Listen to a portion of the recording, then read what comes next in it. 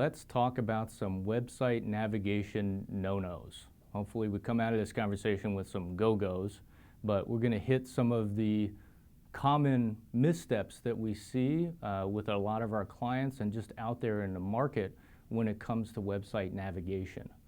Being data-driven, we see a lot of examples and we've got a lot of analytics that drive our consideration when it comes to website navigation. So what we're going to cover here today are just a few tips of common missteps, common pitfalls that hopefully you can avoid when you're thinking about navigation or even adjusting navigation on your website today. So number one is a common and tempting challenge. Promotional content finding its way into your resources section. So if you think about professional services and what we're trying to accomplish with thought leadership, one thing that we know from our research is that audiences don't really love being sold to. So they're going to a resources section to be educated, to understand what expertise you bring to the table and how you might think about solving their specific problems. Now that's not to say you don't pepper that with some calls to action and links to places for audiences to raise their hand, but don't be tempted to put in promotional items like events or news items. Think about it with this simple rule. If something is about you or your firm, that should go under news. It should go under the about section of your navigation because that's what users are looking for in that context. Second, redundant or unclear navigation. We still see a lot of websites out there that have things like home navigation in a top-level menu.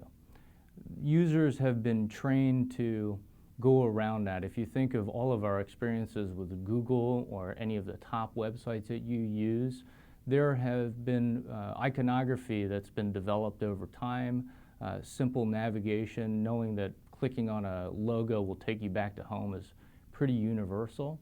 And in the same thread, items that you want to promote, you don't necessarily need to double up on those in your navigation because what that leads to when we do user experience research, we see confusion. So it's unclear where a user is going to land if you have the same thing appearing in multiple places within your navigation.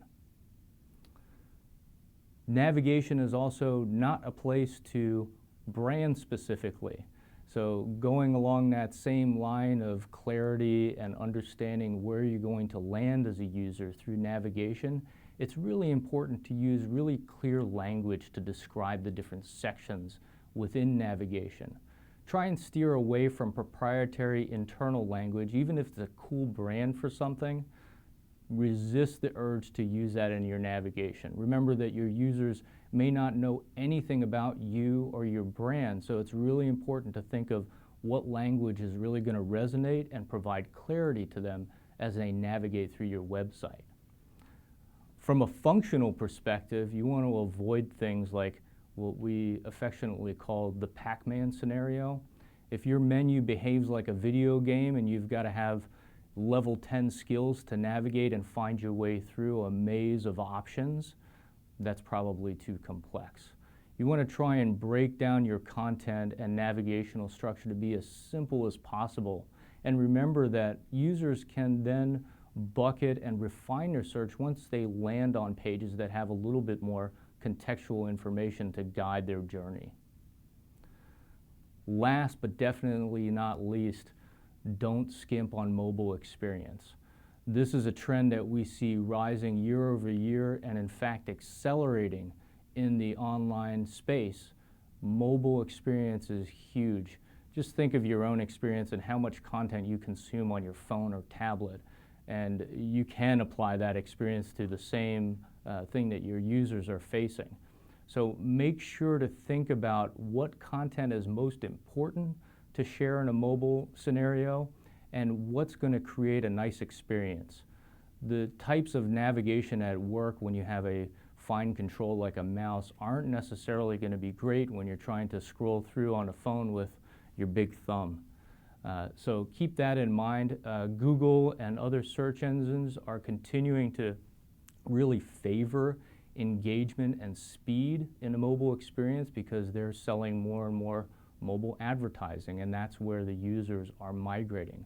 So keep that in mind both for search engine visibility and also user experience and what is most relevant in those different contexts. If you'd like to learn more about this, I encourage you to check out the Visible Firm course on Hinge University. There's a lot more information there on this topic and others that are related.